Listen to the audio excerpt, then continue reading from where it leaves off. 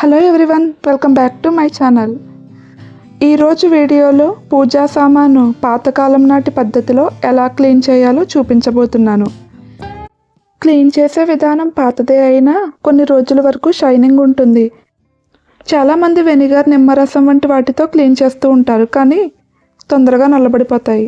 నేను ఇక్కడ ఒక ప్లేట్లో చింతపండు, కొంచెం సాల్ట్, అలాగే మీకు ఇటుకలు ఉంటాయి కదా, ఇటుక ఏమైనా అవైలబుల్ ఉంటే కొంచెం ఇటుక పొడిని తీసుకోవాలి. ఇటుక పొడి లేకపోతే దాని ప్లేస్లో ముగ్గు కూడా వాడుకోవచ్చు.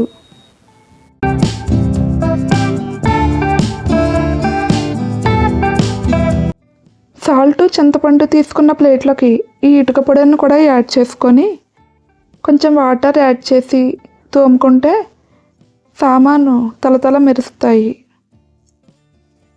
మన పూర్వీకులందరూ ఈ పాతకాలం నాటి పద్ధతిని అనుసరించేవారంట. బయట మార్కెట్లో దొరికే పితాంబరి వంటివి యూజ్ చేయడం వల్ల ఒక్క రోజులోనే నల్లబడిపోతాయి, కానీ ఈ పద్ధతి యూజ్ చేయడం వల్ల కొన్ని రోజుల పాటు కలర్ చేంజ్ అవ్వవు.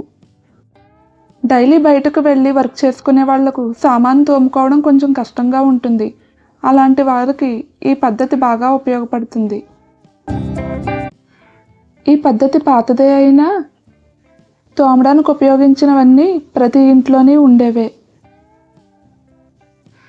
దేవుని సామాననే కాదు, ఇంట్లో ఉండే రాగి బిందెలు, ఇత్తడి బిందెలు వంటివి కూడా ఈజీగా ఈ పద్ధతిలో క్లీన్ చేసుకోవచ్చు. ఈ వీడియో మీకు నచ్చినట్లయితే లైక్ చేయండి, షేర్ చేయండి, సబ్స్క్రైబ్ చేయండి. Thank you for watching.